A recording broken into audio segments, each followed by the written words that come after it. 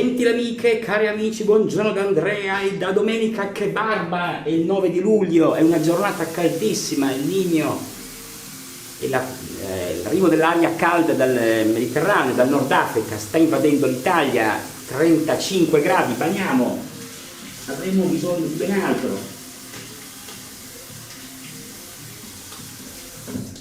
E in questa bella giornata di sole vi saluto, pieno luglio, italiani in vacanza. Oggi faremo una rasatura per cui va portato un ringraziamento all'amico Alessio Herrera che dalle Isole Eolie, da Salina, mi ha spedito una ricchissima scatola, come già vi avevo anticipato, contenente alcune meraviglie. Partendo dall'inizio sarà questo il nostro pre-shave, un gel odorless o flavorless che ha già provato Micro, che mi ha detto essere molto buono, che andiamo subito a spargere sul nostro viso. Adesso ti ringrazio non solo per questo, ma anche per la lettera personale che accompagnava il pacco e per la bottiglia meravigliosa di Malvasia delle Isole Eolie, ecco. E poi andiamo a vedere il resto, perché non finisce qua, e andiamo a spargere questo gel che è trasparente, piuttosto liquido.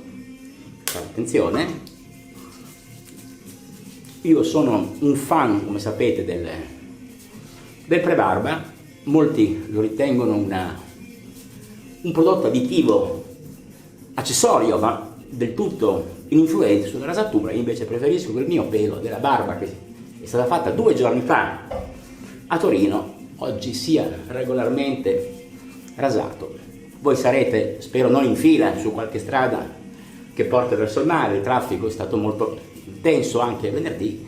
Gli highlight sono molto importanti. Oggi abbiamo tutta una serie di notizie da dare, come sempre in queste nostre domeniche insieme. La radio che ci tiene compagnia, Radio Elettrica, una radio nata nel 2015 a Roma, una radio in streaming chiaramente che è smaterializzata ma che trasmette dalla capitale. Molto bella la selezione musicale, e mentre lasciamo agire il prebarba andiamo a narrare quali saranno gli altri strumenti di rasatura nel ricordo di Arnaldo Forlani, ma non perché sia democristiano, perché è un uomo che a 98 anni ci ha lasciati dopo una vita nella Democrazia Cristiana, vicepresidente del Consiglio, ministro degli esteri, lo ricordate bene.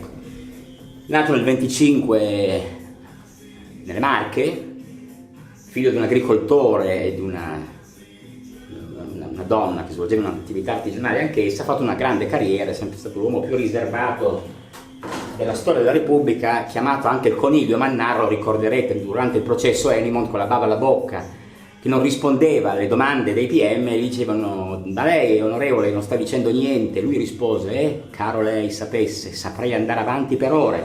Bellissima idea Garta, il contenuto nella scatola magica delle Isole Eolie che mi è arrivata da Alessio, è un tallow watt americano con una bellissima carta geografica. Ho letto i componenti in inglese, è un prodotto made in Arizona, e sicuramente vedrà meglio di me la Numix piuttosto che i miei occhi, che hanno dovuto leggere in precedenza. E con un profumo mandorlato diamo il sentore, sembra una terra marziana, sembra che siamo approdati su Marte. Alessio mi ha consigliato di partire direttamente con montaggio in pennello, che sarà un Semogue 820 in maiale Black Edition portoghese. Eccolo qua, ve lo faccio vedere in dettaglio. Bene, andiamo subito a preparare, andiamo a vedere cosa succede.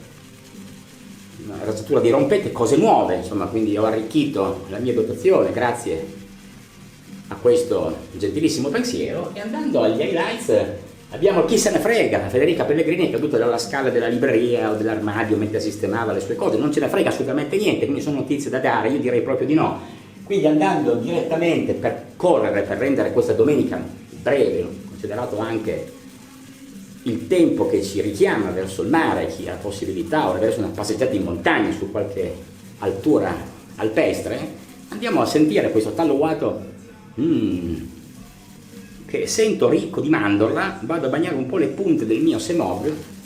Non conosco il montaggio di questo prodotto, ma lo stiamo facendo in diretta per voi. Negli highlights abbiamo Del Mastro, il sottosegretario della giustizia, imputazione coatta per lui, insomma, con il nuovo, diciamo, una nuova riforma che sta per essere varata, si potrà praticamente richiamare all'ordine coattivamente chi è indagato per qualche fatto. Lui fu, ricorderete il fatto con Donzelli, il suo compagno di partito, implicato in una fuga di notizie su quello che fu.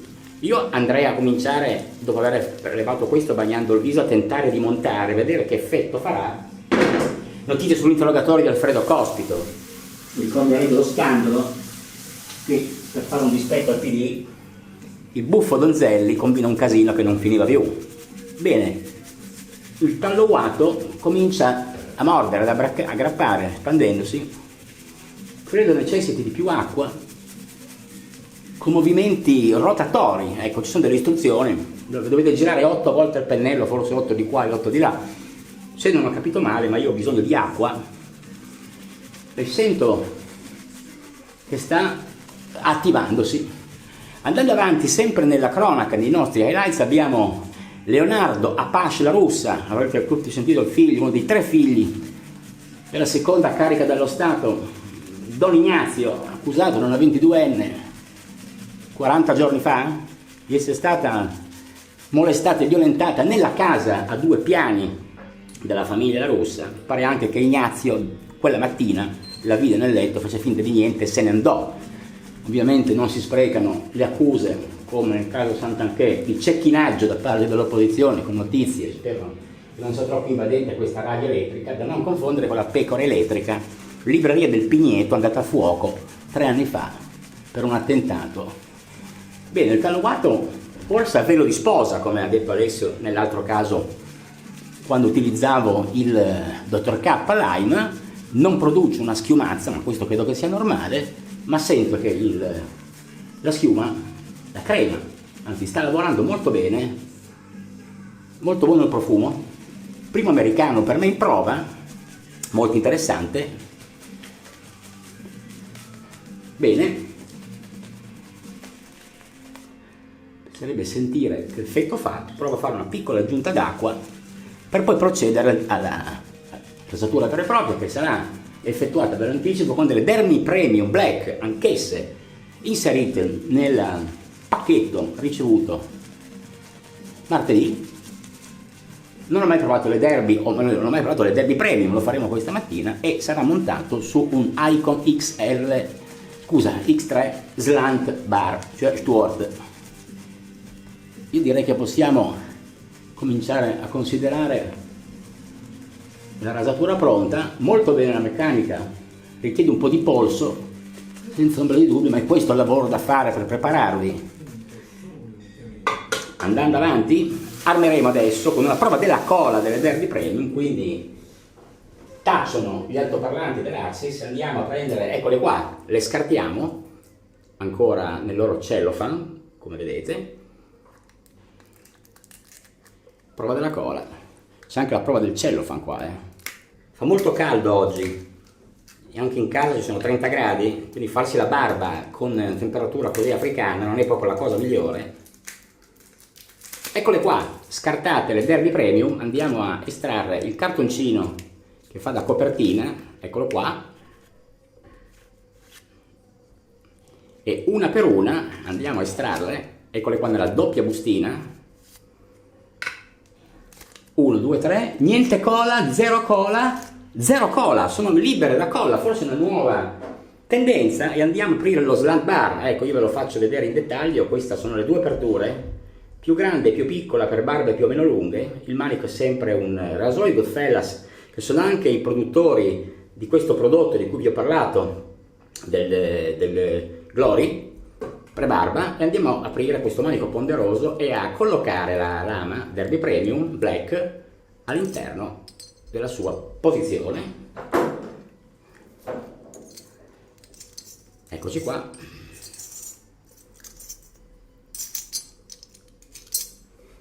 Chiuso nel bagno, la temperatura è molto alta, mentre si è un po' seduta, ma è normale che sia così, la nostra agarta, e andiamo subito ad attaccare la basetta senza rovinarla, possibilmente rasata ieri dal barbiere David. Bene, andiamo a rimettere un po' di musica. Bene, questo è il lato più aperto, molto bene l'attacco delle Derby accoppiata all'X3 Slant, bene anche la scorrevolezza. Andiamo a girare il lato, proviamo. Questo è anche più aggressivo. Molto bene.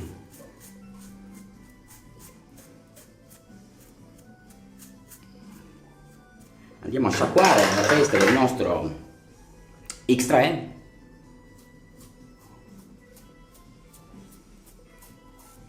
La luce è bassa nel bagno, ma è, come sapete, quella appesa sulla volta del soffitto, e il primo passaggio viene consumato allegramente come prima fase. Bene le derby, bisognerebbe provare anche su altri tipi di arnesi, ma io devo dire che come primo passaggio mi posso ritenere, anche con qualche passaggio che sembra non completato, di ritenermi soddisfatto. Andiamo a bagnare e procediamo per il secondo passaggio. Andiamo a riprendere l'abbondanza che era rimasta, come vedete, sul Semogwero 810 Black. Abbiamo il premio Strega, andiamo avanti nei highlights, riconosciuto a come Daria alla scrittrice morta 2 mesi fa forse, che ha scritto un libro sulla figlia disabile che si chiamava Daria e che ha vinto per fortuna per uno Strega, ma non perché sia stato un sacrificio, ma anche un po' per quello, insomma se lo merita. Quindi ma questa è sicuramente una buona notizia. La Santanchè invece è indagata per davvero, dopo tutto il casino che ha fatto in Senato mercoledì, alla fine indignata perché il Domani di Fittipaldi aveva bene il secondo passaggio più abile a preparare la pelle senza pelo, quindi è, diciamo, il passaggio chiave. Quindi andiamo a prepararci per la seconda fase della rasatura. Quindi Santanchè indignata e attendeva lei una risposta, non lo Stato italiano a cui lei deve 1,8 milioni di euro più i suoi dipendenti che non sono stati pagati. Quindi Patrick Zaki, rapito in Egitto, universitario di Bologna, si è laureato, finalmente, così finiremo anche di parlare di lui, perché anche questo è un caso già finito da un pezzo, mentre Tajani non è d'accordo con Giorgia Meloni per l'adesione in vista delle europee al gruppo di Allianz für Deutschland e Marine Le Pen in Francia, perché sono troppo di destra. Lui vorrebbe fare un gruppo socialista, insomma hanno cominciato già i problemi interni alla coalizione. Salvini chiaramente vorrebbe andare a destra come Giorgia Meloni, però sta un po' in mezzo. E abbiamo un nuovo treno, un nuovo metro che da San Babila al centro di Milano vi porta all'aeroporto di Linate in 12 minuti. Questa è una notizia incredibile per la mobilità, per una città congestionata come Milano, gran bella notizia. E abbiamo questo asterisco dove parliamo di Marcello Colasurdo, re della Tamuriata, originario di Campobasso, morto 2 giorni fa, è nato nel 55 in Molise. Ma poi vi farò sentire un pezzo legato a questa cultura dell'Italia meridionale, dei guaritori, l'Italia dei maghi, delle fattucchiere, dei malocchi, contropelo. Bene, molto bene, il contropelo, ottima scorrevolezza, mi piace, sempre sullo stesso lato. Potremmo ribaltare la lama, perché sapete che lo slant, avendo 2 aperture, ve le faccio vedere, chiaramente dovete scegliere quale utilizzare. Se volete utilizzare la lama da entrambi i versi dovete ribaltare a tutti i costi, se usate sempre la stessa apertura naturalmente. Dolci del Derby Premium.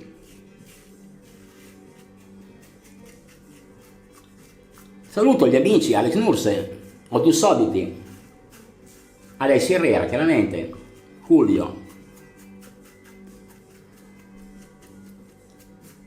Luigi del 13, tutti i gruppi che mi ospitano per le mie rasature. Sempre il mento è la prova più difficile,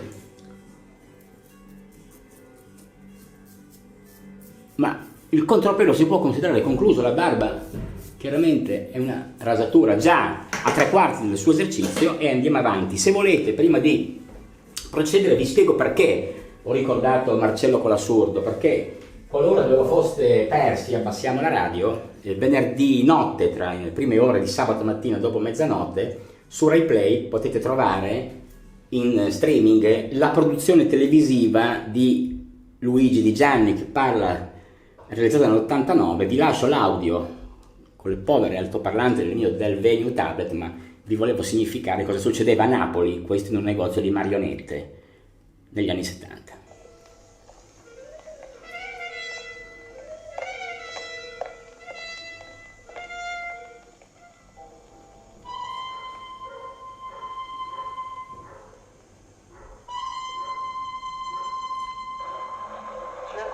Martini, pace, ricchezza e onore, assurando magazzini, caro groro, brillante, diamante, sin San Michele, manda ricchezza e bene, stipiante, bambolo, bambolino, insieme ad alunno, manda ricchezza e bene, brillante stanza, carica, brillante e maleuna, uscita fuori, occhio sì, che ci vesta, e marocchio e malingua annata, incontro a sta brillante stanza, scienze San Michele, pace, ricchezza e onore, a sta brillante stanza, a meglio tu lede e mondigrede, show, malingua, uscita fuori, scienze di marocchio, oh, show.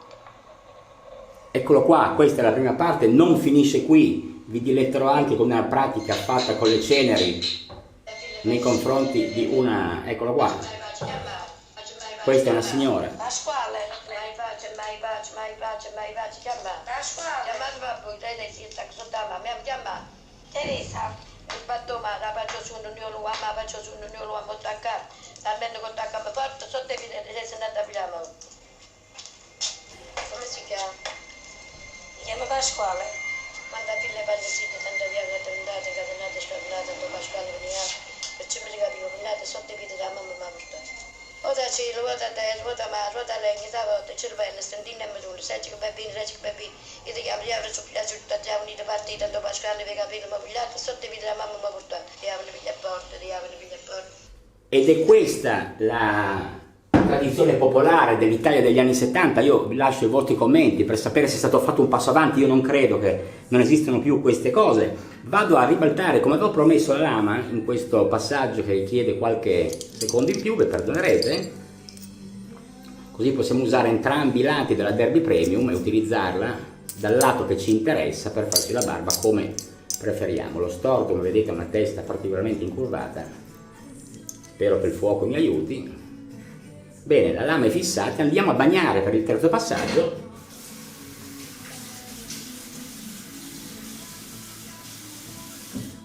Molto bella la copertura e quello che garantisce il nostro Agartha, lo rivediamo qua nella mappa del mondo, molto colombiano, molto colombiade, molto Cristoforo Colombo, e chiaramente il terzo passaggio di cortesia serve a farvi un regalo, come ben sapete. Viene svolta in 3 fasi la rasatura per prolungare, per finire anche la presenza di preziosi prodotti che utilizzerete col vostro pennello. Mentre andando a bomba abbiamo l'estero, bomba, cluster bomb, bombe a grappolo. Avete sentito Biden che quando non è per terra si rammarica perché dice che è stata una decisione molto difficile, quella di mandare le armi in Ucraina. Bomba a grappolo, avete visto come funzionano, si apre una grande bomba con dentro delle piccole bombe tipo videogioco che disintegrano il territorio che colpiscono, e questo a seconda dei russi significa, è una mossa politica, che vuol dire che l'Ucraina è in difficoltà, tant'è che la controffensiva di primavera naturalmente non ha funzionato. Questa è una scusa per inviare più armi, chiaramente. Israele ha lasciato Jenin nei territori, tre giorni di rastrellamenti con violenze purtroppo che vanno ammesse, però evidentemente nei territori occupati, quelle ancora oggi dopo l'intifada, insomma la situazione che attanaglia lo scacchiere del Medio Oriente. Mentre questa è una notizia di economia: la Cina vieta l'export di gallio e germanio, 2 materiali rari per la produzione di semiconduttori. Andiamo a aprire questa parte, anzi usare la parte più aperta. Quindi la guerra delle terre rare si giocherà con la Cina. Cercheremo di difenderci. Ho trovato un articolo interessante dove in Piemonte e anche in Lombardia, e non solo, ma anche nel Lazio, si trovano interessanti prodotti sottoterra utili per, non dico la nostra indipendenza perché non ce ne sono abbastanza, ma insomma ricordatevi anche nelle miniere di carbone del Sulcis ci sono tonnellate e miliardi di tonnellate di carbone, tutte sostanze energetiche non proprio green, ma indagate. Benissimo il terzo passaggio, il contropelo ci è stato fatto molto bene e molto soddisfacente. Riprendiamo, abbiamo già sciacquato nel frattempo, diciamo fuori onda, cosa ci vogliono colore tortora. Prima di pensare a un aftershave andiamo a fare qualche lettura, perché le highlights aprono a una serie di opzioni. Chiaramente partiamo dai giornali più vecchi, quindi partiremo in questo momento da, scusate, sposto solamente questo e mi appoggio, e dopo, eccolo qua, questo è il Domani, riporta dopo le dichiarazioni testamentali di Silvio Berlusconi un pezzo su Dell'Utri che ha ricevuto così sorprendentemente 30 milioni di euro, e ha detto che ha pianto tutta la notte, dice: non me l'aspettavo, nonostante il profondo rapporto di amicizia che ci legava, sono sorpreso, non è una cosa che capita tutti i giorni.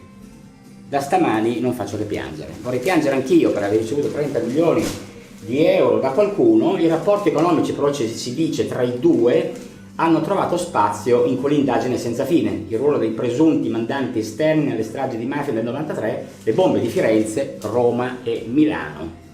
Andiamo a abbassare un po' la radio. In pratica Berlusconi ha sempre pagato integralmente anche le spese processuali. Secondo gli inquirenti prescinde dall'amicizia profonda, come avrà modo di approvare la stessa moglie di Marcello Dell'Utri a una sollecitazione della moglie di Denis Verdini, che era un rapporto di amicizia. Per avere soldi da Berlusconi bisogna ricattarlo. Dal lascito al vitalizio, domani ricostruito, incontri e trattative per arrivare all'accordo stipulato nel 2021 per garantirgli un vitalizio da 30.000 euro al mese. Negli anni il fido Marcello ha ricevuto tantissimi soldi, a partire dai miliardi dei primi anni 90 fino agli 8 milioni di euro nel 2012. Quasi 3 milioni di euro nel 2012, ai quali bisogna aggiungere i quasi 16 milioni di euro alla moglie dell'ex senatore, perché anche la moglie ha preso i soldi da Berlusconi. Il vitalizio che ha liberato Berlusconi è la classe e le casse delle aziende dalla zavorra a Marcello. Il famoso incontro al Bar Donei di Roma, un luogo di incontri non soltanto frequentato da Berlusconi e dai suoi uomini della destra, ma anche dalla Lega, cioè della destra ma non solo di Forza Italia, ricostruito più volte in altri punti di questa indagine, per arrivare all'arresto dei fratelli Graviano il 27 gennaio del 94. I contatti di Berlusconi con i mafiosi Stefano Bontà e Gaetano Cinà risalgono agli anni 70 e sono tutti riportati nella sentenza definitiva a carico di Dell'Utri. Proprio quest'ultimo è stato il responsabile dell'arrivo ad Arcore del boss Vittorio Mangano. Quindi domani, venerdì, riportava non solo questo, ma anche un focus, come si dice, sulla vicenda Santanchè, dove pare che il crollo di Visibilia porti la firma di Berlusconi. Ve lo faccio leggere: sul crollo di Santanchè, come vi ho detto, c'è la firma di Berlusconi. Infatti nel 2017 il quotidiano della famiglia del Cavaliere cancellò un contratto da oltre 4 milioni di euro e fu l'inizio della fine. E anche l'ex compagno della ministra Sallusti, con una società legata in affari, dovrà 240.000 euro che non sono mai arrivate. Si dice infatti tanto che a fine maggio ha dovuto vincolare la sua villa. Questa è la signora ministra ancora per oggi. Chissà se finirà tutto in una bolla di silicone questa vicenda, ma proveremo a vedere. E ha dovuto vincolare la sua villa da sogni in centro a Milano per garantire i creditori e i giudici fallimentari. Casa acquistata nel 2004, badate bene, a 1,2 milioni e che ora vale, dopo opere di ristrutturazione imponenti, con una sala fitness dotata di piscina coperta e bagno turco, 6 milioni di euro.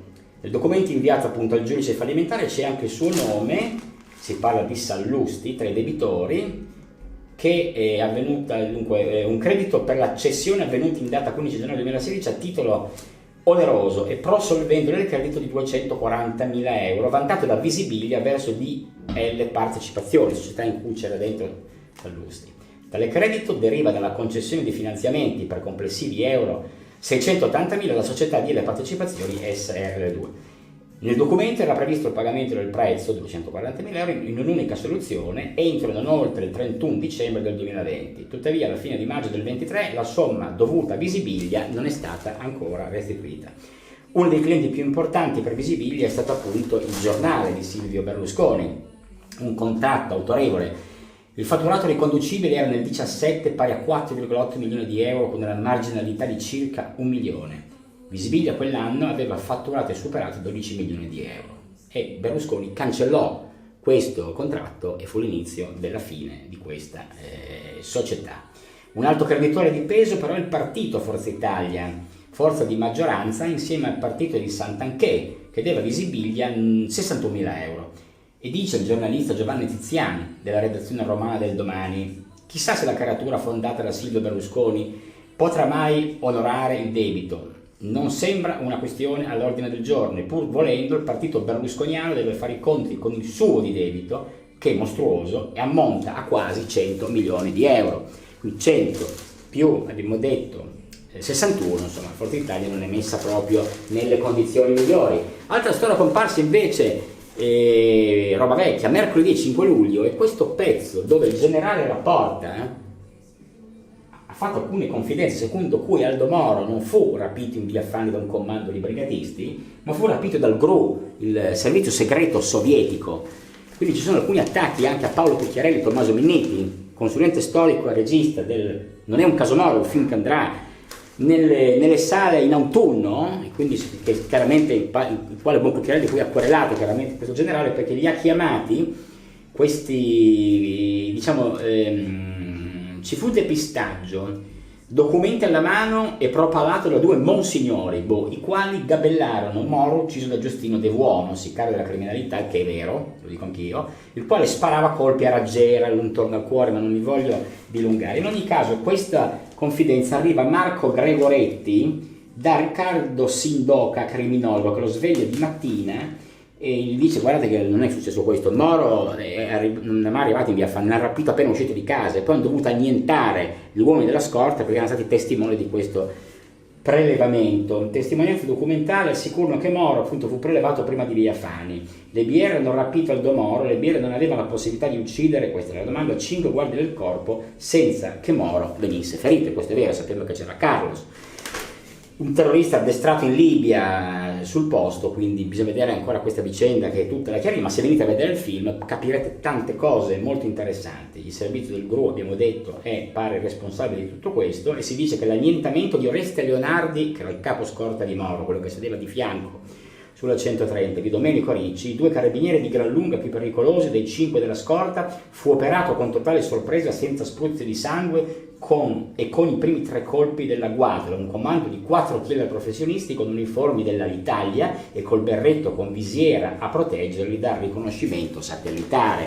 Quindi qua verranno fuori dei problemi, perché è vero che le sentenze vanno poi lette, insomma, non è che la parte giudiziaria sia sempre così vera e cristallina, può essere smontata e rivista come ha fatto Paolo Cucchiarelli. Questo è il Foglio invece di ieri, con una vignetta chiaramente di Macox, ma non è di questo che vi volevo parlare, ma vado direttamente a un articolo simpatico. Eccolo qua, l'uomo ad hoc. Questo è Francesco Milleri, amministratore delegato di Luxottica dal 2018. Questo è l'uomo che da fornitore di software e di applicativi è diventato il padrone di Luxottica.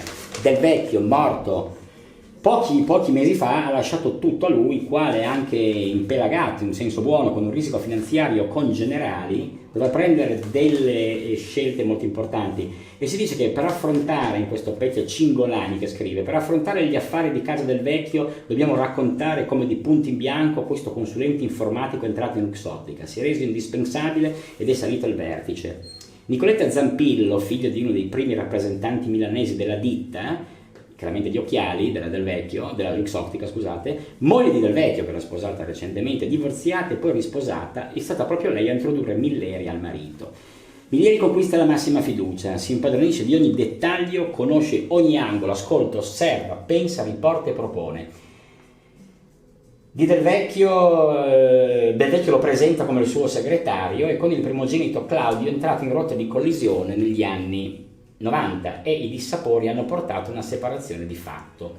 Nato nel 1959 a città di Castello in Umbria, laureato in giurisprudenza a Firenze e master alla Bocconi, un passaggio alla New York University che non fa mai male.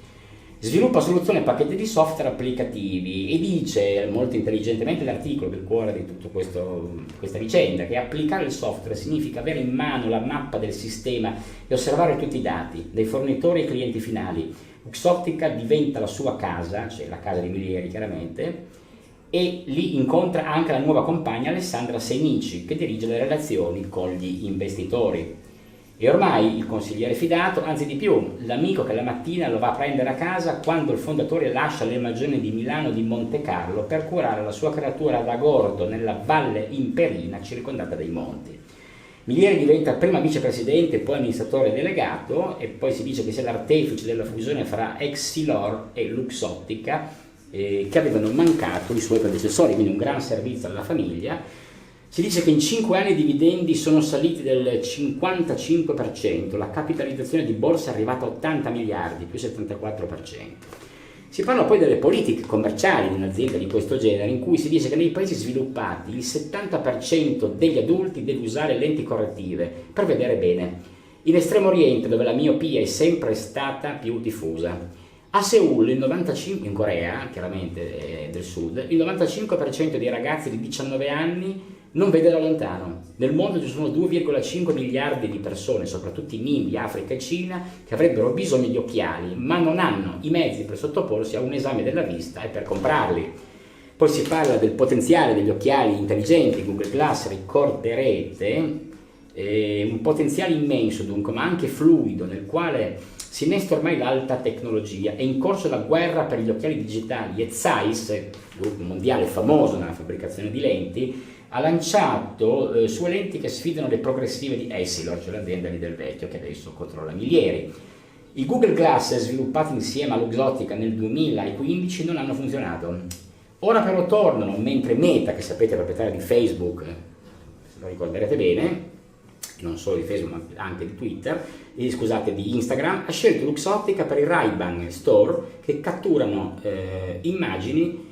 In campo ci sono anche Huawei e molti altri, il primato insomma non è affatto garantito. Poi un papa rattristato nella pagina dopo, dalla finanza alla fede, ma andiamo in conclusione a leggere questo pezzo interessante, molto simpatico, che è stato scritto da Berta Isla, i furori del Magic July. Sono praticamente i mariti che restano a casa quando le mogli vengono deportate con le Filippine, qua parla della borghesia romana naturalmente, nelle case del mare. Pare dopo, lei racconta che è tornata da un viaggio all'estero, un giorno è andata a Roma, uscita in piena estate con un locale, ed è stata assediata, assalita da uomini abbronzati con degli occhi meravigliosi, tutti disponibili. Dice che poco dopo il mio arrivo nel locale, un bellissimo cinquantenne, con gli occhi più blu di Roma, mi portò da bere. Il suo amico, una vera icona radical del mercato romano, si avvicinò anche lui a parlarmi. E dice, pensai in un impeto di sovranismo erotico che, meraviglia, dopo mesi di uomini che faticavano a guardarti dritta negli occhi, finalmente di nuovo alle prese con il maschio italiano croccante e senza indugi. Questa è la scena che si consumava in un locale di Roma durante la scorsa estate.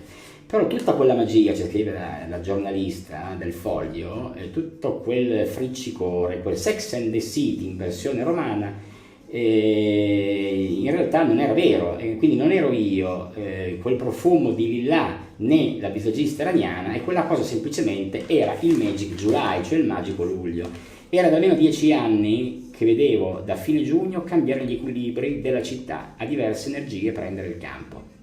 Era da anni che sapevo che allo scoccare dell'ultimo weekend di giugno carovane di mogli, figli e filippine vengono deportate appunto nelle case al mare.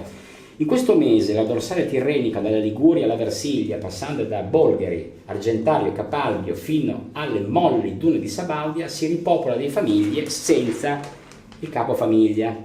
E così in questo mese di luglio le città si tramutano in parco giochi per maschi ricchi e pieni di energia.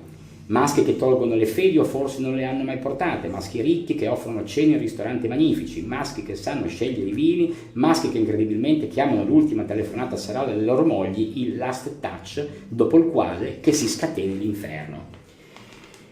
Questi soprusi durante l'inverno, quanti soprusi durante l'inverno, quanti rospi ingoiati con il pensiero felice nella testa del Magic July, maschi che quanto caro costa questo mese di libertà, molto molto caro, ci dice un calcolo approssimativo.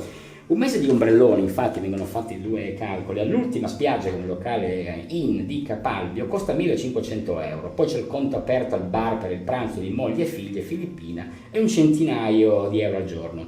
La benzina avanti e indietro, un budget per gli acquisti di caftani e cavigliere dei venditori di spiaggia, le cene fuori a Roma e quelle con la famiglia nel weekend. Il corso di vela per i bambini, l'affitto della casa per i più poveri che non l'hanno di proprietà, e questo Magic July è una spesa immensa, un salasso, ma è il prezzo del carnevale. In conclusione si dice che tante buone madri pontificano all'interno dei salotti durante l'anno su come funzionano bene le cose, e poi alla fine si ritrovano, queste madri borghesi, spesso le stesse che a luglio nutrono le schiere delle macchine confortevoli dirette verso i litorali, lasciando i propri mariti alla mercé delle non madri o delle madri meno buone, anche loro rimasti in città a portare avanti la carretta. In questa miseria umana, dove forse il valore della famiglia è tanto strobazzato da questa destra, va un po' a farsi fottere, ma tant'è, così è sempre stato. Andiamo a chiudere l'intelligenza artificiale all'interno, a pagina 2, prendere al posto dei prof un'ipotesi che non è pazza del tutto, e si dice che l'evoluzione segnerebbe in definitivo tramonto della scuola con classi e aule così come l'abbiamo conosciuta dalle scuole gesuitiche del Seicento. Naturalmente la prospettiva è destinata a far gridare allo scandalo, soprattutto in Italia, dove la didattica è imperniata su due concetti: la verifica delle emozioni e la missione apostolica dell'insegnante. A nessuno pare però essere venuto in mente che l'intelligenza artificiale può essere alleata di chi insegna, strumento da piegare alle strategie di apprendimento, anziché arma di fine mondo per ragazzi indolenti, perché sapete è stata attaccata principalmente per il suo uso illecito, perché permette ai ragazzi di copiare senza doversi sbattere più di tanto. Io non credo di avere altro in questa caldissima domenica di luglio, ma forse al fondo avevo questa interessante campagna contro la sicurezza stradale. Questa è Autostrade per l'Italia con la polizia. Non chiudere gli occhi, la sicurezza stradale riguarda anche te, ricordatevi in questi mesi in cui siete in giro anche un po' in troppi, e direi che possiamo andare a concludere la nostra rasatura domenicale scegliendo un after shave fresco necessariamente, perché non ci vanno prodotti cremosi. Io penso che oggi l'azzurro del blu, dipinto di blu, sempre lui, un Domenico Modugno in salsa toscana, Ice Blue 100 anni acquavelva, sia la soluzione migliore per conferire con degli schiaffi, con dei schiaffoni, una meravigliosa conclusione di questa bella rasatura con voi. Mi auguro che anche per voi la domenica sia iniziata bene e non soltanto con le sbarbate dei giorni feriali. Lasciamo che evapori, non volendo rubare altro tempo. Vi ringrazio come sempre, vi auguro una gran bella domenica da Andrea e da Domenica che barba. Ciao!